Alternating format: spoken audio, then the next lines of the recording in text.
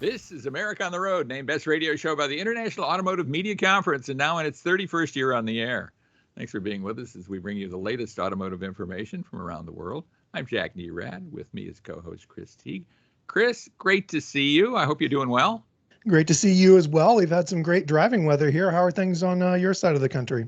Yeah, we have terrific driving weather, and of course, it's terrific to drive other people's cars, isn't it? It is, always. Yes, we do that.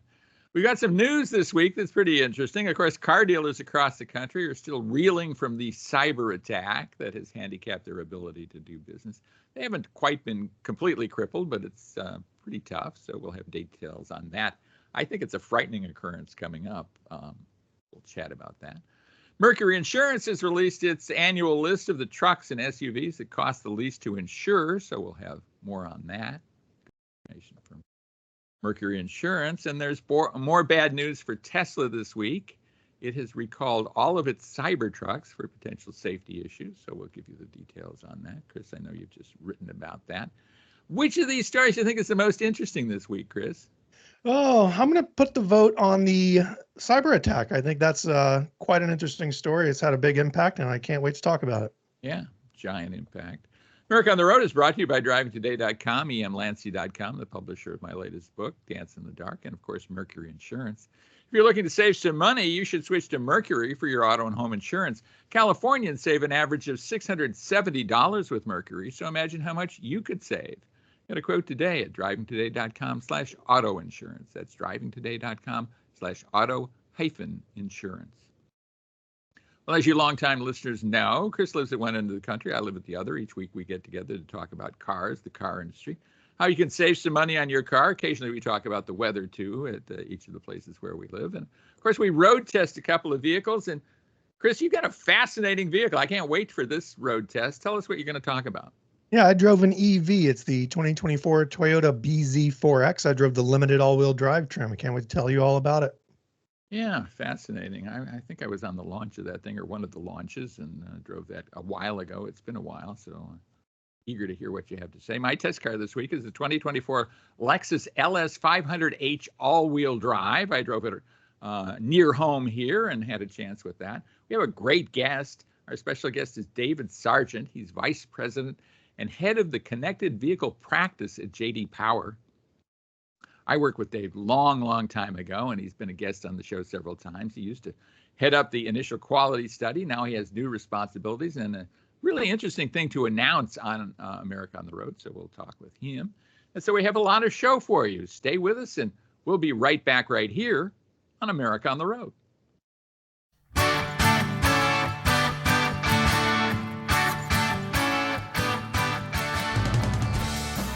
Welcome back to America on the Road with Chris Teague, Jack Nerad back with you. And it's news time on America on the Road. And boy, there's big news in the auto business this past week. I mean, this cyber attack that affected dealers across the country has just been sending dealers reeling. Very, very difficult for them.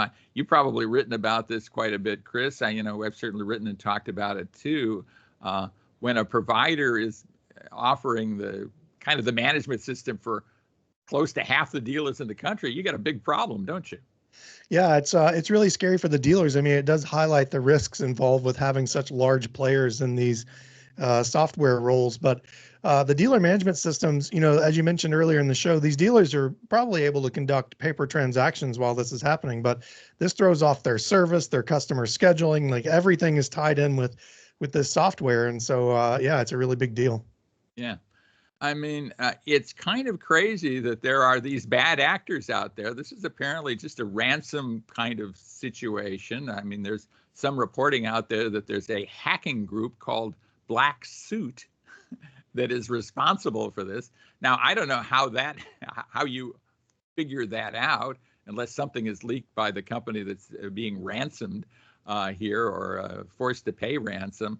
But it's kind of bizarre. It's the Wild West, I think, in terms of cybersecurity, and very frightening when you can affect commerce in this, very serious way.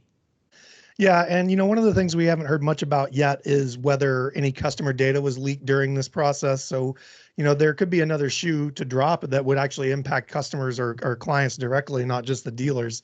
But hopefully that wasn't the case because, some of these dealers I've probably interacted with too. So, who knows what's going to come out of it? Yeah, I mean, maybe customer data is a small fish in this large pond. I don't know, but still, I mean, that's something that I thought about immediately as well. And having purchased a car recently, I mean, you give them a lot of information, your social security number. Certainly they have a bunch of your credit information as well. Sometimes your bank accounts. They're looking at a lot of stuff, so there's the potential for leakage of very critical information for each of us. It is pretty frightening stuff. Yeah, and this is going to have a significant economic impact on the dealers themselves. I think that they're not going to be able to turn anywhere near the volume they would during with these automated tools. So there are a lot of interesting angles to look at this. I'm going to keep following it for a while because I am interested to see how exactly the hack took place and what the final impact will be. Yeah. Very, very frightening. A lot of dealers, of course, can write paper deals. We're not suggesting that you don't go to dealerships this weekend. We actually suggest that you do.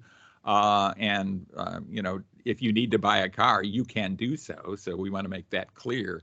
But at the same time, there's a lot going on, and that is very kind of scary. I mean, it's more than just a disruption or an interruption.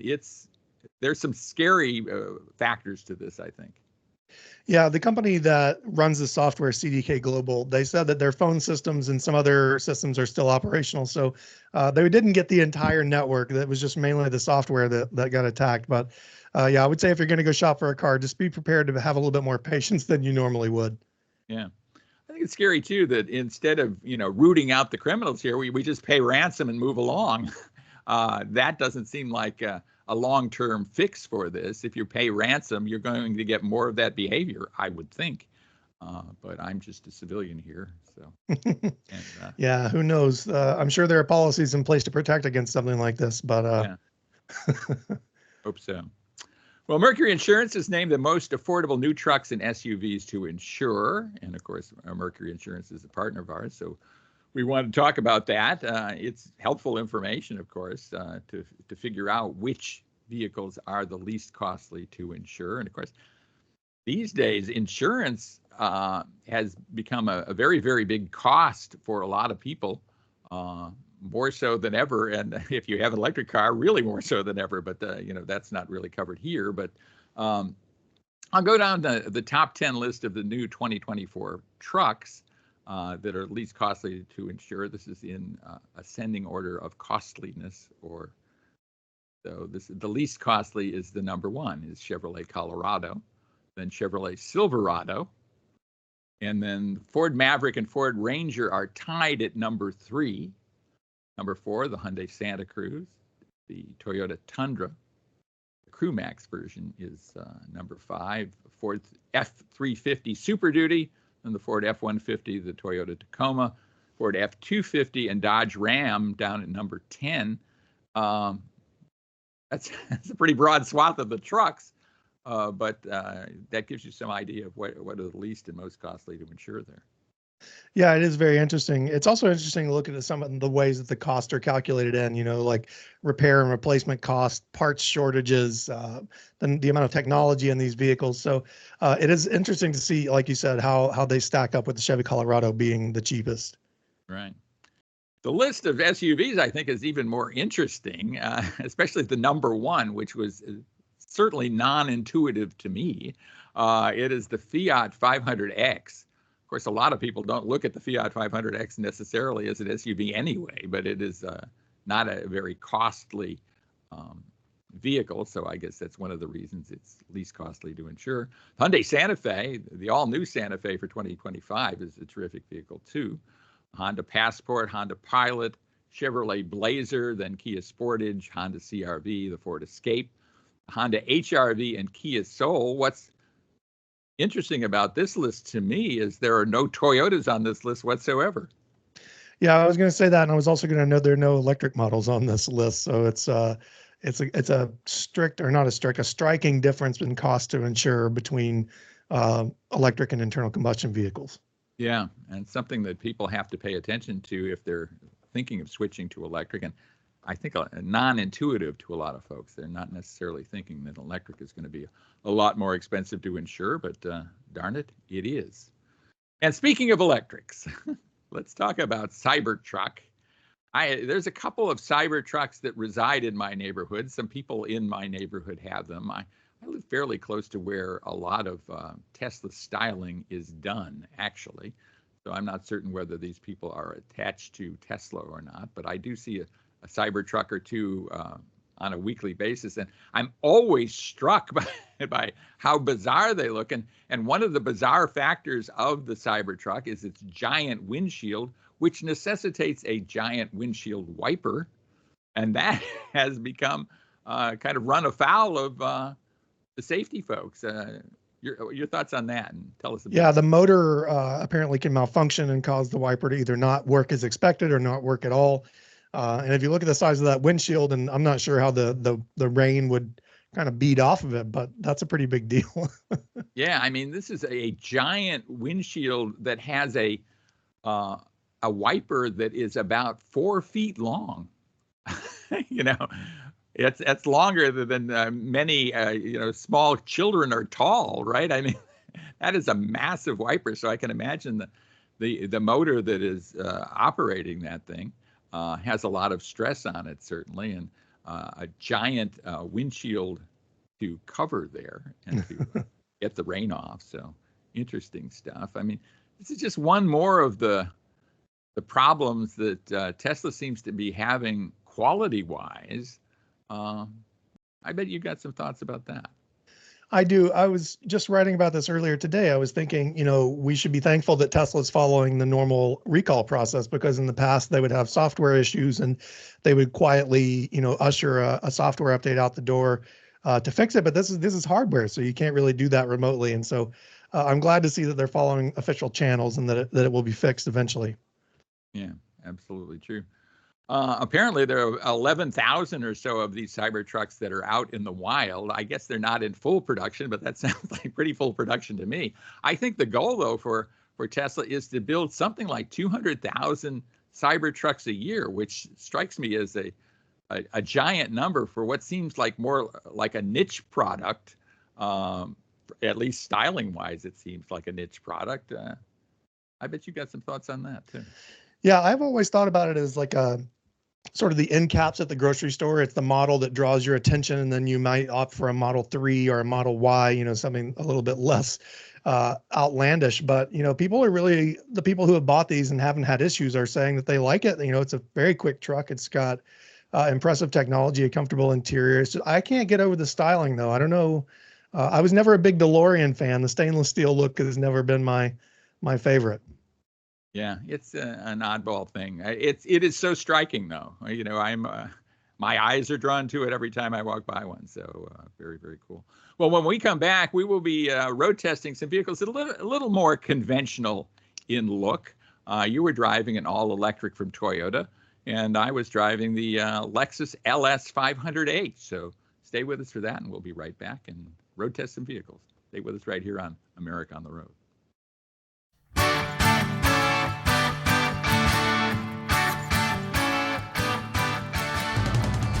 Welcome back to America on the Road with Chris Teague, Jack Nerad back with you. We're so glad you're with us. We really do appreciate you joining us on America on the Road. And if you like the show, please pass it along. You can pass along a podcast, let people know what radio station you listen to America on the Road on and at what time. And we'd love to have you do that. But right now, we want to road test some vehicles. And Chris, you are driving an all-electric from Toyota.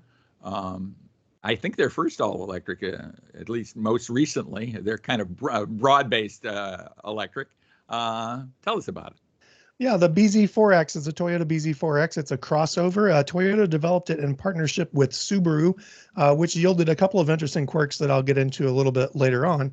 But you can get into this vehicle for just over $44,000. That's for the base XLE trim with front-wheel drive.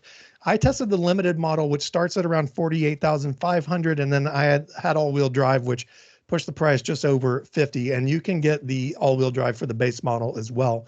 But before I go too far, Jack, have you driven the BZ4X, and what do you think about it? I did. I drove it, I think, during one of their launch events, one of their launch drive events. And I would say I liked it well enough, but I wasn't blown away by it. And, I bet you're going to say kind of the same thing. I am. It's a nice enough vehicle. There's just nothing here that completely stands out to me that makes me say this is the one that you have to buy over something like a Hyundai Ioniq 5. But I don't want to give away the whole review just yet. But as I mentioned, so you can get it with front or all-wheel drive. The all-wheel drive models come with 214 horsepower. That's two 80 kilowatt motors, one in the front and one in the back. The most efficient this vehicle can be is in the base front-wheel drive model. So you get 252 miles of range. My limited test model with all-wheel drive got just 222 miles of estimated range. And in practice with mixed highway driving, I probably came in somewhere closer to the 180 mark. And that's in pretty decent temperatures here. It hasn't been cold. It hasn't been super hot. The horsepower, 214 horsepower doesn't sound like a lot, but you get the instant torque from the electric motors. The all-wheel drive helps with traction. So it feels reasonably quick around town. You can definitely punch it and get into traffic and get out, but there's none of the boost mode that you get from like a Hyundai or a Genesis EV or anything like that. So it's not a performance model, but it's definitely a middle of the road Toyota, and it does everything that you'd expect a Toyota to do on the road. You can charge up to 80% in around 25 or 30 minutes. That's on a 150 kilowatt charger. However, if you're charging at home, it's going to take about 9, maybe 10 hours to charge this vehicle all the way. And that's relatively slow in the grand scheme of things here. And so that's, the range and the charging speeds are two of my biggest gripes with the electric performance of this vehicle. I think there's enough power. It's got a comfortable enough ride. It's definitely quiet enough. But I just think, you need more range. It needs to be able to charge faster. So those are the 2 pointers there. Synthetic leather comes standard. You get a heated steering wheel and heated front seats as standard. My limited test vehicle had heated and ventilated front seats and heated rear outboard seats, which are the two outside seats. This vehicle has a really nice feature, which I didn't actually use because we're now warm here in Maine, but it does have a radiant front foot and leg warmer that will really warm up your toes in the winter. The last one I tested, I think I had it in January, and it was a godsend. So you get plenty of room up front. The bucket seats are very comfortable. Toyota did a good job with the ergonomics here. And I realize some of this is Subaru too, but all the controls, everything is pretty sensibly laid out in this vehicle. You do get an X mode driving button, which is a Subaru feature. This was what I'm going to mention earlier. It's not a Toyota thing. And I think it's probably the only Toyota to have that feature. But Jack, what do you think of the BZ's interior? I think it's pretty good. And again, it doesn't stand out to me. It's like, wow, this is great, or wow, this is horrible. It's just kind of middle of the road. And I think maybe that's the whole issue with this vehicle. I mean, I would think I would see more of them, where I live, and I just don't.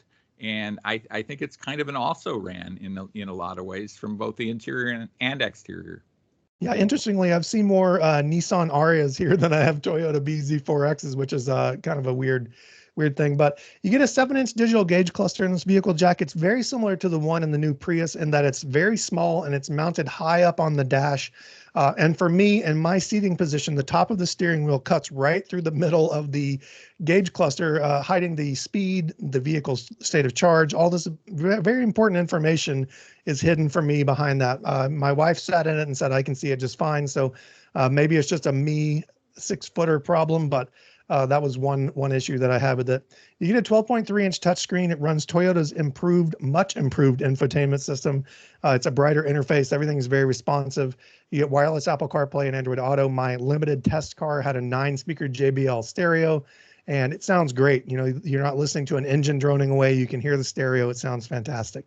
The limited trim comes also with a full suite of safety equipment. You get blind spot monitoring, rear cross traffic alerts, forward collision warnings, automatic emergency braking, and the limited trim also adds an automated parking feature, which I haven't tested, but I would assume works just fine. So, Jack, I think as we've talked about, there's nothing here that really stands out to me, but again, there's nothing that really offends either. So I think if you like Toyota, you're a brand fan like I am, and you really want a Toyota electric vehicle, you'll probably be happy with this, but it just is not a thrilling experience by any means. Yeah, I mean, that's kind of the way I feel about it too, I think, and maybe that's how they're pitching it. If you love Toyota, here's our shot at it. Yeah, exactly. And I don't think they expended a huge amount of effort on this thing to make it distinct from everything else out there. Agree. Well, let me talk about the 2024 Lexus LS 500H. It's an all-wheel drive vehicle. It's a hybrid vehicle. And the LS, of course, was the seminal Lexus. It was the first Lexus introduced. I was at Motor Trend in those days. It was a key part of our import car of the year testing. I think first year, I think 1990 model year, something like that, 1989. Long time ago now. What's interesting is the vehicle isn't all that different in terms of overall feel, even in terms of overall looks, than it was that many years ago. I can't even count that many years, but it's a lot. And let me review the vehicle about itself, and then I'll talk a little bit about what it competes with, because I think it's two different things, interestingly enough. This is their flagship sedan, a big luxury sedan, and it does a remarkably good job of being a very comfortable luxury sedan. Seats 5 very comfortably. It is finished inside and out beautifully. The craftsmanship is impeccable. The materials are very, very high class, very high lux. You feel good about it. It delivers a stress-free driving experience, doesn't challenge you with a bunch of things. The LS is offered in 3 different trims: the LS 500, the F Sport, and the vehicle I tested, the LS 500H. And it's kind of fascinating, how this is divvied up, actually. The pricing starts at about $80,000 for the LS 500, and it has a ton of standard features: 19-inch wheels, adaptive headlights, rain-sensing wipers, cruise control, all kinds of ADAS, including lane keeping assistance, automatic emergency braking, ton of stuff. The infotainment system is quite good.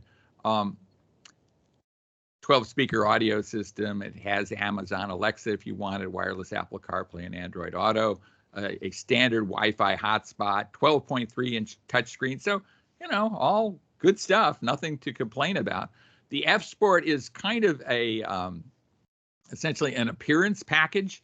It doesn't really do a whole lot in terms of sportiness. I guess they say they retune the suspension, and the steering wheel is somewhat different than the other LSs. And then the vehicle I tested, which has a massive base price of $114,210.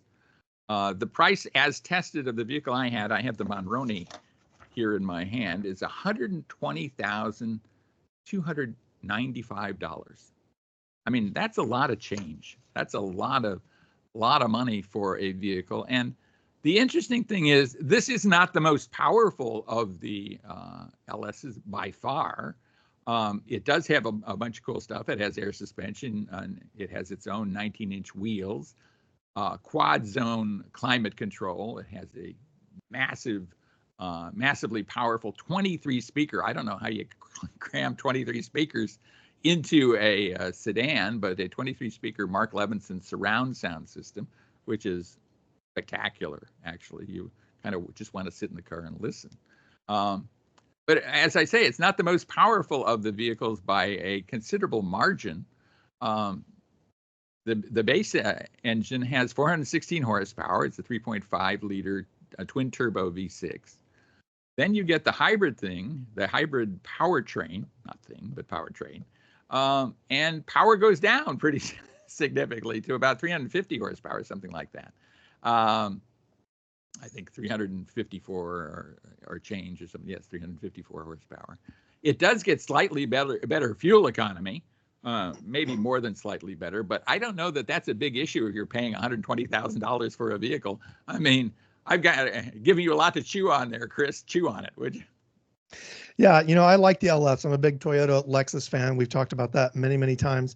But to your point earlier, Lexus is focused at the expense of performance on comfort with this car. I don't know if that made sense the way I worded that, but if you look at like the S-Class or the 7 Series or the Audi A8, those cars, you can get a performance variant that has legitimate performance upgrades.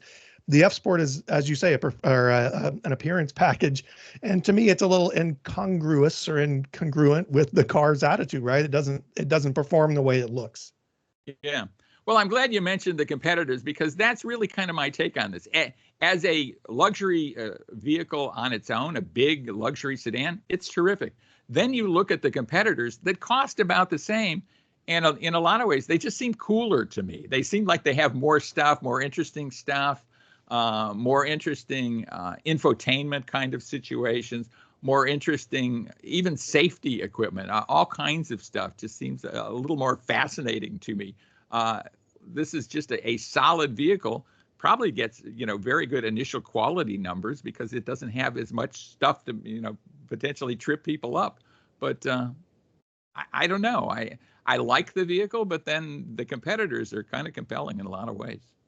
Yeah, it's one of those vehicles that we've said, its biggest problem is that it has competition, right? And so that's really the only thing that would cause me any pause about buying one, because like you say, the S-Class, the 7 Series, the A8, the other cars I mentioned, even the Genesis G90, those vehicles are very interesting to drive and very interesting in many other ways. And the Lexus is solid, but it just isn't as compelling.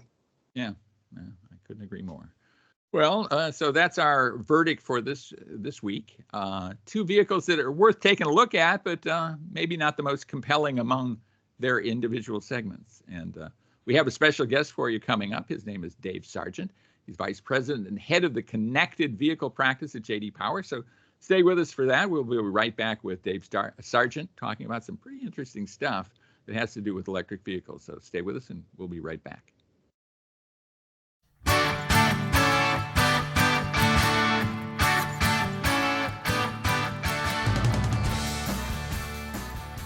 Welcome back to America on the Road. Jack Nerad with you, and we have a terrific guest. He's been on the show before. We love having him on the show because he's so knowledgeable about the auto industry, and he's got a new title and new job recently. He is Vice President and Head of Connected Vehicle Practice at J.D. Power.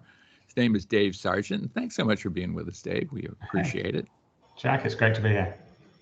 We talk about used EVs on America on the Road frequently because it seems like a pretty good avenue for a lot of people to get into the EV market when they're seeing new EVs as being very, very expensive routinely.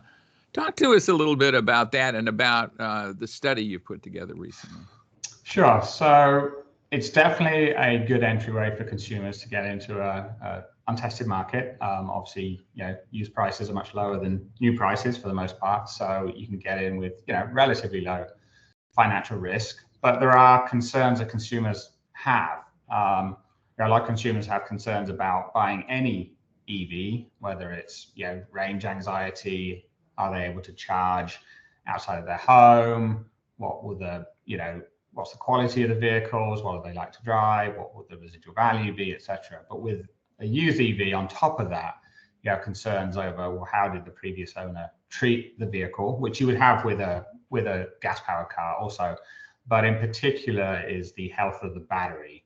The battery is by far the most expensive component on an EV. It can be up to half of the cost of the EV. And so if consumers are concerned about the health of that battery, that will make them a little reluctant to buy a used EV, and that will tend to depress prices in the market.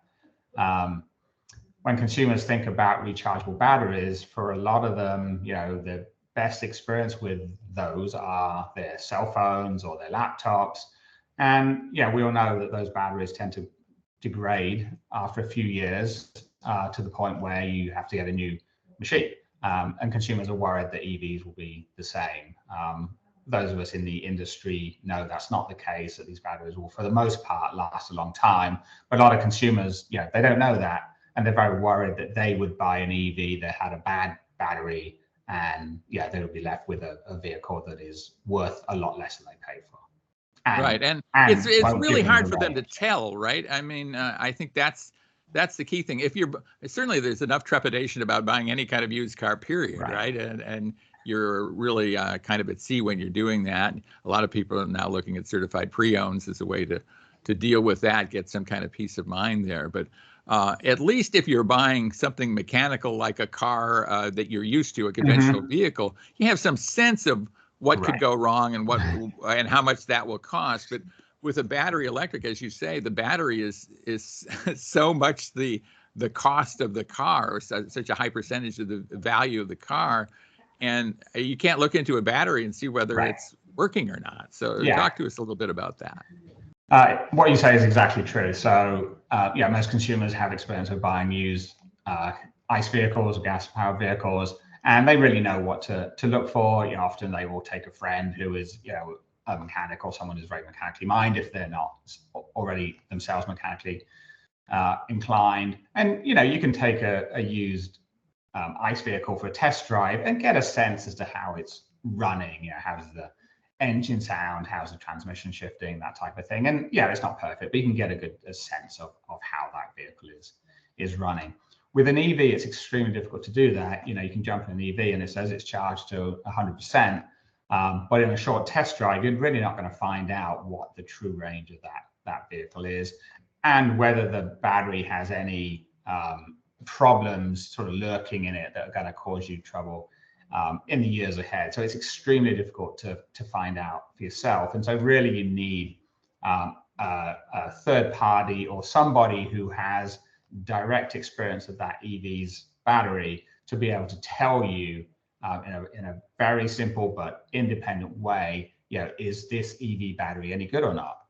And J.D. Power is one of the companies that can do that. Yeah.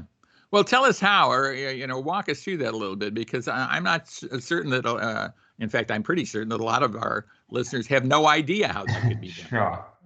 So any modern vehicle generates an enormous amount of data as it goes about its business. Some of this helps operate the vehicle. Some of it helps the automaker and others understand the quality of the vehicle, whether there's any problems that are with the vehicle. And EVs generate a huge amount of information, both when they're driving, but also when they're charging. And so we take that information, along with a partner company of ours, Motorq. We take that information from the OEMs, we run it through our algorithms, and by understanding, particularly when a vehicle is charged, how much power is put into the vehicle in terms of kilowatt hours, what it charges from and to, and then over time you can see when the vehicle charges again, how much power is put in, and what it charges from and to, and how many miles it's traveled in the meantime. And then over an extended period of time, you can get a sense as to whether that vehicle is generating the range that it is supposed to. And range is really what consumers are most concerned about, of course. And you can see, is it generating the level of range that was promised when the vehicle was new? And secondly, has that deteriorated over time, or how quickly is it deteriorating? So it's all generated by data from the vehicle. We don't have to plug the vehicle in. We don't have to plug a dongle into the OBD port. This is all done essentially invisibly. The owner of the vehicle, of course, gives their consent for this information to be collected. It's not collected secretly. The owner has to give their prior consent for this information to be collected. But by doing this and taking this huge, enormous amount of data, running it through our algorithms, we can tell whether an individual vehicle's EV battery is holding up well over time or not. And then we turn that information into something that's easily understandable, both for the buyer of the vehicle and also for the seller of the vehicle, to say that, this vehicle has been tested by J.D. Power and this one is good to buy, that we don't have any concerns about this vehicle at all. Whereas another one, we may have some concerns, and so that wouldn't get a J.D. Power certification. Yeah. Is it the owner giving permission to have that vehicle monitored while it's new and before it's a used vehicle? So really you're looking at vehicle history with that vehicle. And a second part of that question, I guess, is are owners typically offering up that permission? So yes, typically it would happen when the vehicle was sold to the owner, whether that, sometimes that owner is an individual consumer, sometimes it's a fleet company. But yes, it's the best time to do it is at the point that vehicle is sold. And then we can collect the data over time. It is possible sort of after the event on many vehicles to go back a certain amount of time to collect historic data, again, if the owner gives permission, but it's much better to do it as we go along. We don't collect the location of the vehicle, so we don't need to know where the vehicle is, and we don't collect driving habits. We don't know whether the consumer's got the seatbelt on, we don't know if they're speeding or not. So anything that could be considered private information is not collected.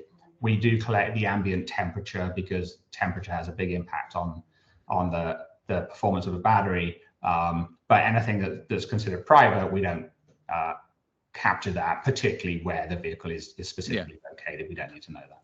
I'm sure you'd capture things like what type of charger was used, whether it's a fast charger level 2, how often it's being charged, whether it's being charged overnight on a home charger, or because I imagine that has an effect on deterioration of the battery, right?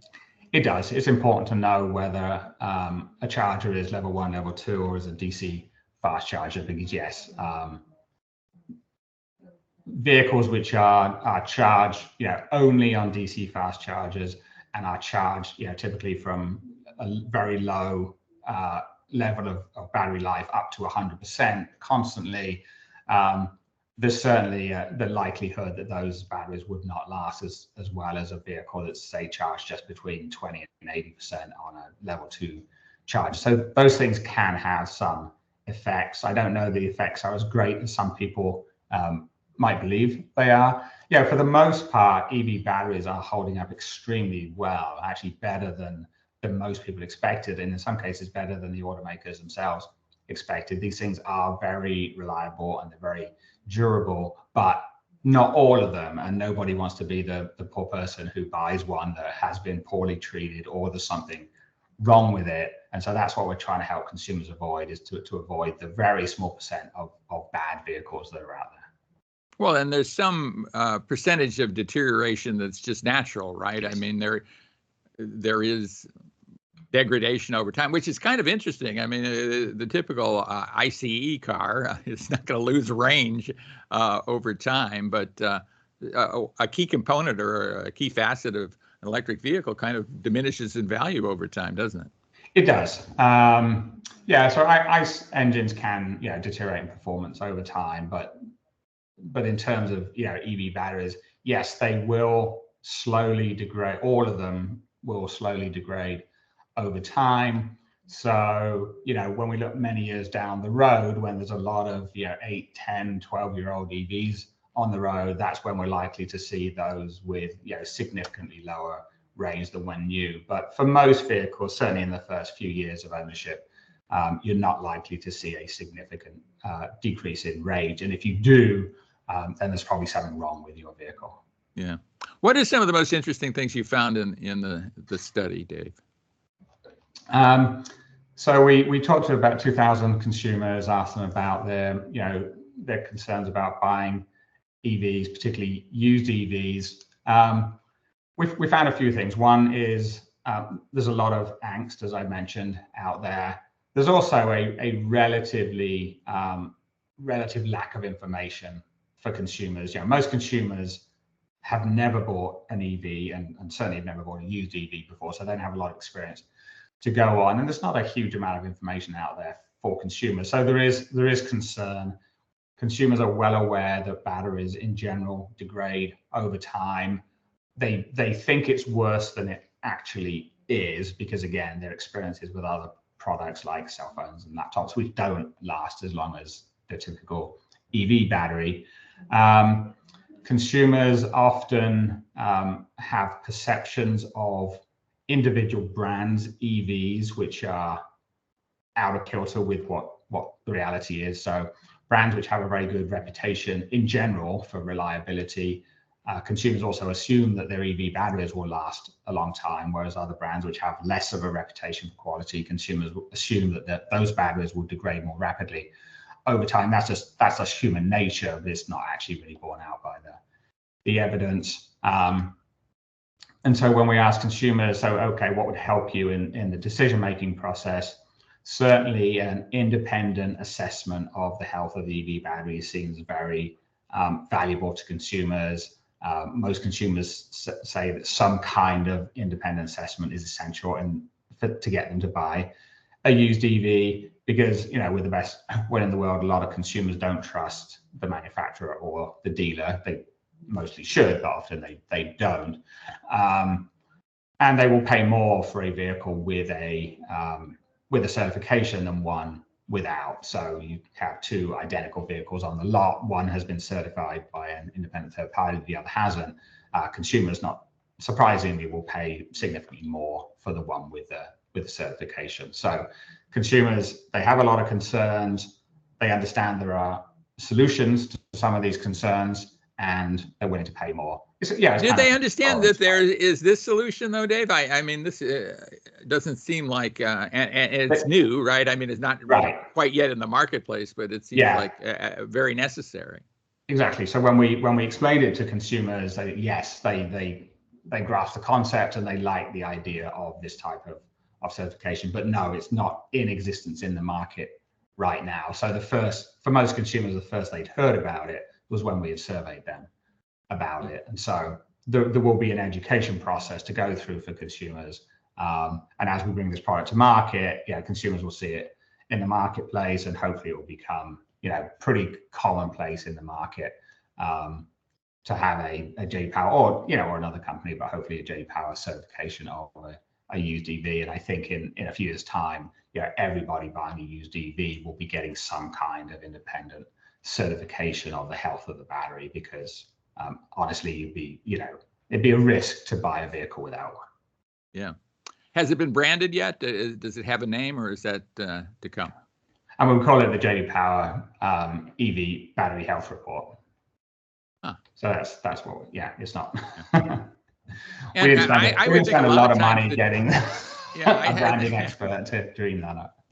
The JD Power naming scheme remains the same, doesn't it?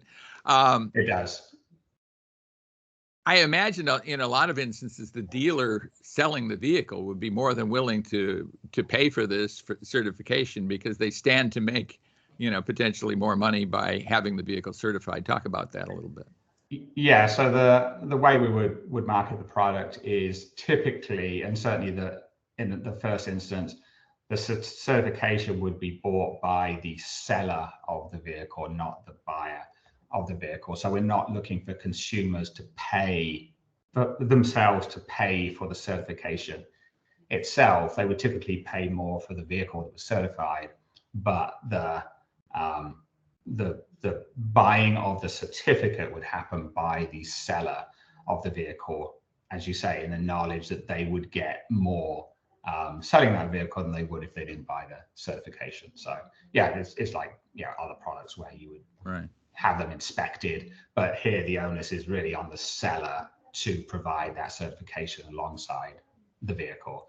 And here we're talking to folks in the industry, automakers, dealers, finance companies, and others who are generally selling large numbers of EVs. And so for them, the return on the investment is actually pretty significant. Yeah.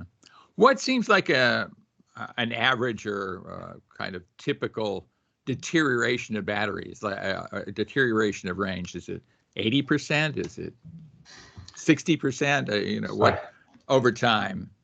So I think the best way to think of it is most EVs are warranted for 8 years or 100,000 miles, and most of those warranties guarantee that the vehicle's battery would stay at least 70% of its initial capacity.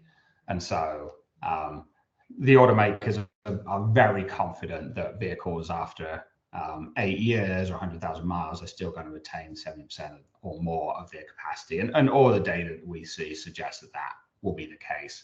What's not really well known is what happens as the vehicle gets significantly older, because of course there aren't many EVs out there that are that old. So in laboratory conditions you can come up with an estimate, but until we actually see these vehicles on the road, it's hard to know exactly what will happen. But I think the industry whole is fairly confident that most of these EVs will hold up extremely well over a long period of time. In most cases, the battery may well outlast the vehicle itself, and then the battery actually has a second life outside of the original vehicle, maybe as a storage solution, a static storage solution. So it's actually outside of a vehicle. It's just sitting somewhere, being charged and recharged and storing energy. So these batteries we're expecting to last, frankly, an awful long time. Yeah. So we're not going to see throwaway electric vehicles at 10 years old and they're just junked and see you later. It's unlikely. I mean, some will for sure. I mean, one of the dangers that we're aware of is in many cases, if an EV gets in an accident and the battery is damaged, sometimes the vehicle, because the battery is so expensive and often it's just too expensive to repair the battery, then the vehicle becomes a write-off after an accident.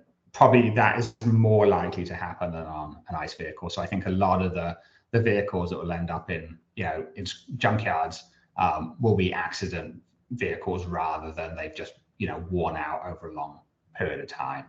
And in many cases, there's the onus is on the OEM to be able to recycle the battery once it's reached the end of its life. Certainly in Europe, that's a much more active conversation than it is here in the US. But I think, we're going to see over time that nobody wants to see these EV batteries just end up in landfills. And so there will be solutions to reclaim a lot of the valuable material that's in them, or for the whole battery to end up having a second life. Well, Dave Sargent, thanks so much for talking with us. Interesting stuff. I think can help allay the fears of a lot of people who are potentially going into the used EV market and just don't know where to turn. I think they're crossing their fingers that this product comes to market very, very quickly to help them out with that. So we look forward to that. That's what we're trying to do. So thanks for being with us. We appreciate it. And stay with us, everybody. We'll be right back right here on America on the Road.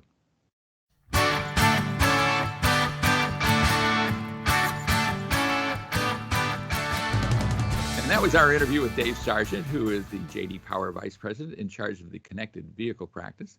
Always great to talk to Dave, of course. I've known him for years and years and years. And I'll tell you, it sounds like J.D. Power will be answering a need with their new battery certification program. So look for that. Interesting stuff that they're going to do at J.D. Power. And that essentially wraps up our show this week. Before we go, I'd like to mention my newest book, Dance in the Dark, a crime thriller inspired by true crime. It's available on Amazon in both ebook and paperback form. So if you're looking for a summer read, look for Dance in the Dark. If you like our show, please pass it on. Listen on this radio station each week. Let your friends know where you listen to America on the Road. And of course, you can pass on a podcast of America on the Road too, can't you, Chris? Yes, a quick Google search for America on the Road podcast will bring us up on all the major platforms, Apple Podcasts, Spotify, and all the rest. Like us, download us, follow us, or subscribe to our channel's feed, and all those things will help us out, and you can take us wherever you go. We would love to be wherever you go, and it would be terrific. So anything you can do to help us, we would be much appreciative for. And hopefully we're helping you out by providing you a little bit of entertainment and information about the car industry each week. And join us again next week. So we are honored that you listen to America on the Road. We have to thank our Sports Byline Network radio stations for carrying America on the Road. And most of all, thanks to you for listening. We appreciate it. And we hope you join us again next time for another edition of America on the Road.